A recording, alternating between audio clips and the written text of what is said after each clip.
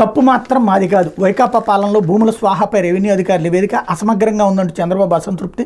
అప్పుడు భూ కబ్జాలపై త్వరలో శ్వేతపత్రం. రాష్ట్రంలో 5 ఏళ్ల వైకాపా పాలనలో ఆ పార్టీ నాయకులు భూ కబ్జాలు, విశాఖలో జస్పల్లా వంటి విలువైన స్థలాల అన్యాక్రాంతం, ఎస్ఐని భూములపై శాశ్వత హక్కుల పేరుతో అక్రమాలు, సహజ వనరుల దోపిడీ వంటి అంశాలపై ప్రభుత్వం త్వరలో శ్వేతపత్రం విడుదల చేయనుంది. దీనిపై ముఖ్యమంత్రి చంద్రబాబు సోమవారం సచివాలయంలో మంత్రులు కొల్లు రవీంద్ర, అనగాని సత్యప్రసాద్, టీజీ భరత్తో కలిసి ఆయా శాఖల అధికారులతో సమీక్షించారు.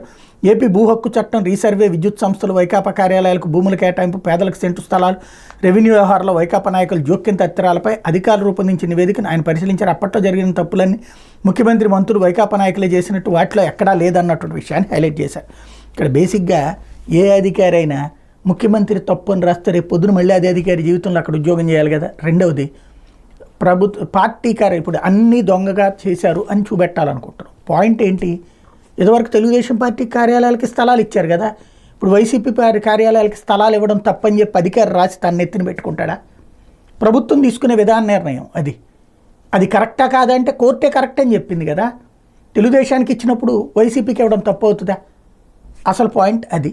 రెండవది, ప్రభుత్వానికి సంబంధించి ఇళ్ల స్థలాల్లో వీళ్ళేమో అవినీతిని నిరూపిస్తారు. అందులో ఒక ఎకరం 30 లక్షల రూపాయలు ఉందంటే 90 లక్షలు ఇచ్చారనుకుందాం.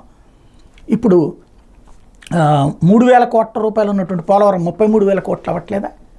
కాబట్టి దాంట్లో అవకతవకని ఏం చూపెడతారు? ఇక్కడ వాళ్ళు చెప్పిన మ్యాటర్తో రాజకీయ పరంగా పార్టీగా అక్కడ అక్రమాలు జరిగిందని చెప్పచ్చు, కానీ మామూలుగా అయితే అక్రమాలు అన్నటువంటిది ఏది ఉండదు. అక్కడ చర్యలు తీసుకోవడానికి కూడా ఏది ఉండదు. ఇప్పుడు పోలవరం ఏమైంది? లేకపోతే కనుక పోలవరంలో ఏమైనా చర్య తీసుకుని సీజ్ చేసేస్తున్నారు దాన్ని, లేకపోతే మిగతా ఇష్యూస్లో ఏమవుతుంది? జస్ట్ ఇదంతా ఒక పబ్లిసిటీ కాన్సెప్ట్లోనే నడుస్తుంది. కాకపోతే విమర్శలు గతంలో చేసిన వాటిని చట్టబద్ధంగా అవునని చెప్పేటటువంటి ప్రయత్నం జరుగుతూ ఉంటుంది. కబ్జాలకు సంబంధించినటువంటి వాటిట్లది ప్రభుత్వాలుగా ఉండవు, విడిగా ఎక్కడికక్కడ యాక్షన్ అనేది ఖచ్చితంగా ఉండాలి.